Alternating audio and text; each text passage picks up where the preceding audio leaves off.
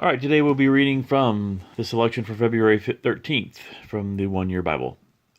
That will be Exodus 35:10 through 36:38, Matthew 27:32 through 66, Psalm 34:1 through 10, and Proverbs 9:7 to 8. So Exodus 35:10 through 36:38 goes, "Come, all of you who are gifted craftsmen, construct everything that the Lord has commanded. The tabernacle and its sacred tent, its covering, clasps, frames, crossbars, posts, and bases. The ark and its carrying poles, the ark's cover, the place of atonement, the inner curtain to shield the ark, the table, its carrying poles, and all its utensils, the bread of the presence. For light, the lampstand, its accessories, the lamp cups, and the olive oil for lighting, the incense altar and its carrying poles, the anointing oil and fragrant incense, the curtain for the entrance of the tabernacle, the altar of burnt offering, the bronze grating of the altar and its carrying poles and utensils, the wash basin with its stand, the curtains for the walls of the courtyard, the posts and their bases, the curtain for the entrance to the courtyard, the tent pegs of the tabernacle and courtyard and their ropes, the beautifully stitched garments for the priests to wear while ministering in the holy place, the sacred garments for Aaron the priest, and the garments for his sons to wear as they minister as priests." So the whole community of Israel left Moses and returned to their tents. All whose hearts were stirred and whose spirits were moved came and brought their sacred offerings to the Lord. They brought all the materials needed for the tabernacle, for the performance of its rituals, and for the sacred garments. Both men and women came, all whose hearts were willing. They brought to the Lord their offerings of gold, brooches, earrings, rings from their fingers, and necklaces. They presented gold objects of every kind as a special offering to the Lord. All those who owned the following items willingly brought them: blue, purple, and scarlet thread, fine linen and goat hair for cloth, and tanned ram skins and fine goatskin leather. And all who had silver and bronze objects gave them as a sacred offering to the Lord, and those who had acacia wood brought it for use in the project. All the women who were skilled in sewing and spinning prepared blue, purple, and scarlet thread, and fine linen cloth. All the women who were willing used their skills to spin the goat hair into yarn.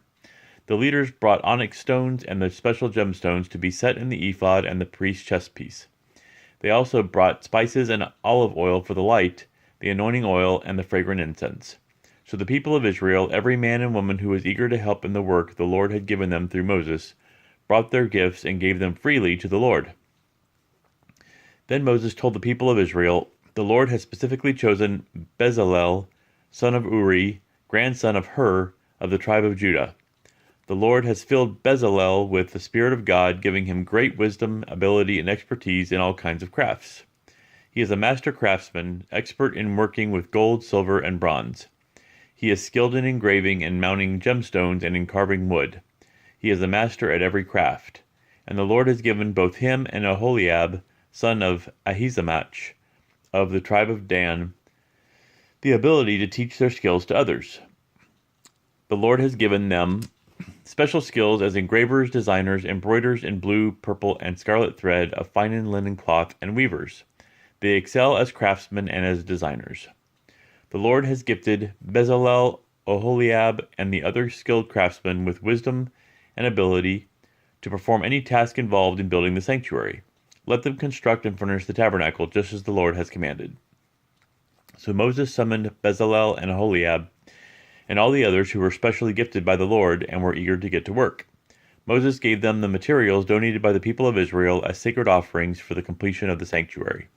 But the people continued to bring additional gifts each morning. Finally, the craftsmen who were working on the sanctuary left their work. They went to Moses and reported, "The people have given more than enough materials to complete the job the Lord has commanded us to do." So Moses gave the command, and this message was sent throughout the camp: "Men and women, don't prepare any more gifts for the sanctuary. We have enough." So the people stopped bringing their sacred offerings. Their contributions were more than enough to complete the whole project. The skilled craftsmen made 10 curtains of finely woven linen for the tabernacle. Then Bezalel decorated the curtains with blue, purple, and scarlet thread and with skillfully embroidered cherubim.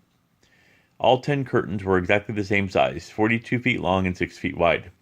5 of these curtains were joined together to make one long curtain, and the other 5 were joined to make a second long curtain. He made 50 loops of blue yarn and put them along the edge of the last curtain in each set. The 50 loops along the edge of one curtain matched the 50 loops along the edge of the other curtain. Then he made 50 gold clasps and fastened the long curtains together with the clasps. In this way, the tabernacle was made from one continuous piece. He made 11 curtains of goat hair cloth to serve as a tent covering for the tabernacle.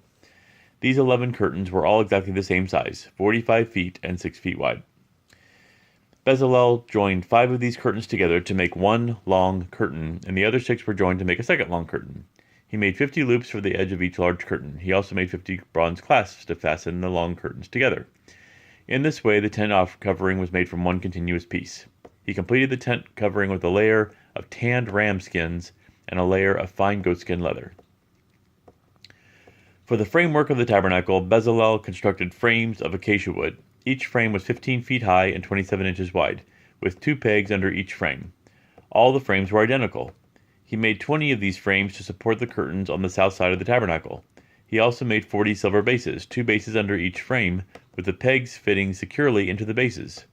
For the north side of the tabernacle, he made another 20 frames, and with 40 silver bases, 2 bases under each frame. He made 6 frames for the rear, the west side of the tabernacle, along with 2 additional frames to reinforce the rear corners of the tabernacle. These corner frames were matched at the bottom and firmly attached to the top with a single ring, forming a single corner unit. Both of these corner units were made the same way. So there were 8 frames at the rear of the tabernacle set in 16 silver bases, 2 bases under each frame. Then he made crossbars of acacia wood to link the frames, 5 crossbars for the north side of the tabernacle and 5 for the south side. He also made 5 crossbars for the rear of the tabernacle, which faced west. He made the middle crossbar to attach halfway up the frames. It ran all the way from one end of the tabernacle to the other. He overlaid the frames with gold and made gold rings to hold the crossbars. Then he overlaid the crossbars with gold as well. For the inside of the tabernacle, Bezalel made a special curtain of finely woven linen. He decorated it with blue, purple, and scarlet thread and with skillfully embroidered cherubim. For the curtain, he made 4 posts of acacia wood and 4 gold hooks. He overlaid the posts with gold and set them in 4 silver bases. Then he made another curtain for the entrance to the sacred tent. He made it of finely woven linen and embroidered it with exquisite designs using blue, purple, and scarlet thread. This curtain was hung on gold hooks attached to 5 posts. The posts with their decorated tops and hooks were overlaid with gold, and the 5 bases were cast from bronze.